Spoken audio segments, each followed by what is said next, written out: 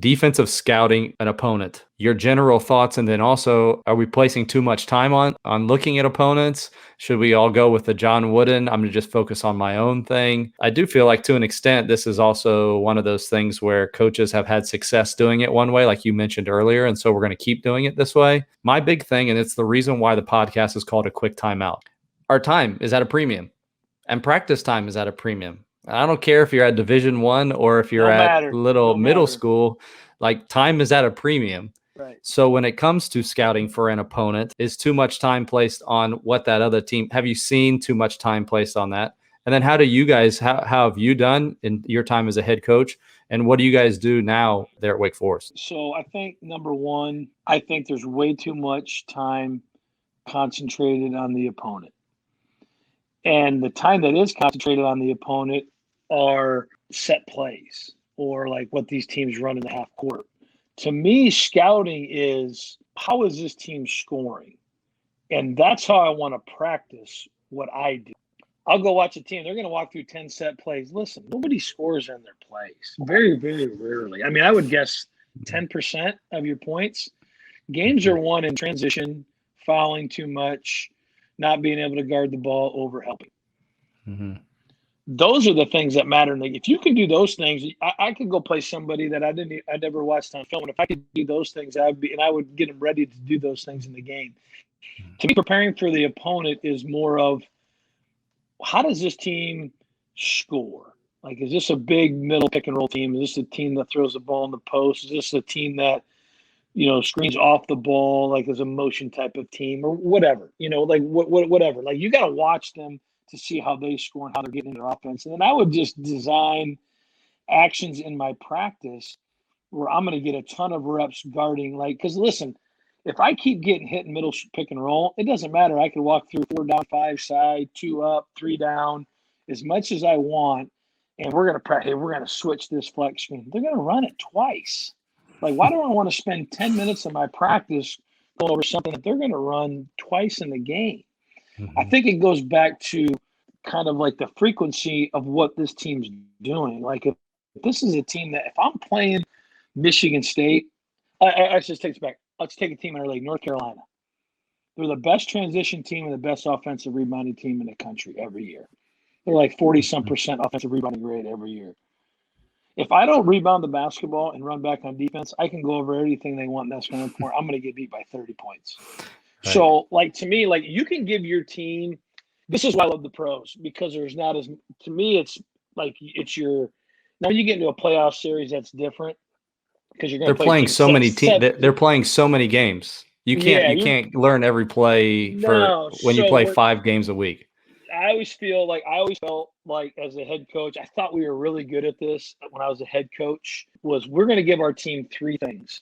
And that was going to be the emphasis. Hey, listen, number 1, we got to sprint 5 guys back below the ball. And that was below the ball in transition. We're going to play Kim Anderson or Ben McCollum at Northwest Missouri State. Great coach, the guy he coached in the league with. We got to sprint below the basketball. We got to have 5 guys. I was told, like, we have to play 5-on-5 Saturday night. Okay, that's number 1. Number 2, we cannot get screened in any of their pick and rolls. They're a heavy pick and roll team. And then number 3, whatever it could be, like, we are not going to overhelp off of Kyle Korver. Like that, like he is elite. Like, he gets 1 step. Listen, our first line of defense, we're going to be like, you got to get there. Like, that's our emphasis for this game. And then all of our practice and everything is like, those are the 3 things that they hear defensively. That's like, I always called it, what's our mantra for the game? This is our mantra. Listen, guys, if they beat us on America's play and a give me backdoor play, like, that's on coach. But like, if we take care of those other 3, if we get beat on a back cut or they get us out of a timeout play, we're still going to win if we take care of those 3 things. I think so many coaches in scouting are so concerned about, did you see the play they ran 2 weeks ago against DePaul?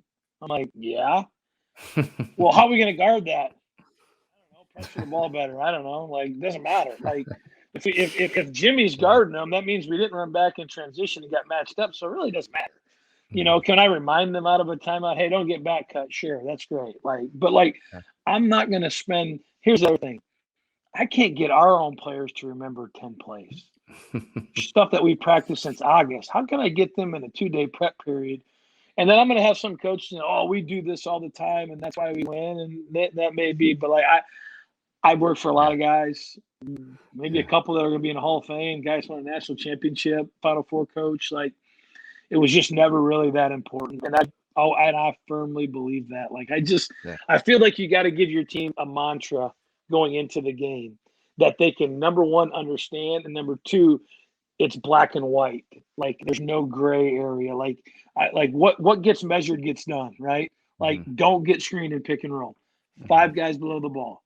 And, like, to me, the mantra always was defensively, always started with offense is don't turn it over. No pick sixes. Like, there's no defense for a live ball turnover. So I don't know if I really answered your question, but I'm not walking through. First off, I got ADD, so I'm not walking through all that stuff. I'm going to walk through. If I'm going to take time to walk through things, I'm going to walk through a sideline out of bounds that I might need that night on offense, or a late game baseline out of bounds or something like that. But I'm not going to walk through 4 down that Notre Dame runs twice a game. Don't care. I think personally, like, there are guys, because I'm one of these guys. And I probably did this more when I was younger, but I think the coaches like that. Like, the coach likes to know all the plays and knows to whatever. And so he's going to tell all his players so that they know everything. But it's to your point, like, my scouting reports went to like maybe 1 page, half of a page, if that, because like you said, they can't remember anything anyways. You all may do this too. The thing that my thinking switched was, I'm going to teach my players how to guard actions throughout the course of the year. Yes. So that when a play, because I think too many times, like you said, we're worried about that one play that's going to kill us. But the reality is, even if we've never seen that play before and they score off of it, I can the next time out say to them, hey, within that, they had a DHO to a down screen. We know how to defend DHOs and we know how to defend down screens. Let's not let that happen again. Versus this particular play, remembering all of the actions within it, or remembering the play as a whole. And I think that that's like marathon versus sprint. Sprint says, I got to memorize this play, this play, this play, this play. Marathon says, I've got till March for them to learn how to defend DHOs, blur screens, throwing the ball into the post, whatever. It's actually going to help you in the long run. I think like we're hurting our players by going with a quick fix. Let's beat this one play. Well, what happens is now you're not teaching your guys how to play. Yeah. Like, we're not teaching them. You turn them into robots. Yes. And and we, a lot of teams do it on offense. You can't do it on defense. And I think, to your point, like, I always had a thing of studying. And I think scouting, you can talk to guys and yell at the guys, hey, listen, you're going to get a down screen here. I think those things, that's good. Like, the coach needs to know those things. But, like, I'm not going to spend all this time walking through this stuff with our players. I think that's two different things. I think you have to be prepared as a coach. Hey, like, out of a timeout. Hey, John, listen, you're guarding Jimmy over here. They love running them off the baseline stagger. Okay. Yeah. Hey, just be ready for it. Like, I think those things are good, but I think bogging them down with your practice time, because now then that goes all the way back to the beginning of our conversation of, like, I want to spend that time in closeouts. Like, every coach talks about, we just don't guard the ball very well. But if I go watch you practice, you may play one-on-one for 5 minutes. That guy may only get 3 reps of one-on-one. Yeah. But yet at the end of practice, we got a 15-minute walkthrough on what this team's going to run on offense. And I'm like, it doesn't make sense. Like, it just, like, it doesn't correlate. And your scouting reports should go on from the time practice starts till now. And, like, I always had a thing, like, in my notebook, especially when I was a head coach, of, like, here's the 10 most common actions in the GLVC that I'm going to see this year. Drury loves this action. Okay, that's going to be part of my shell drill.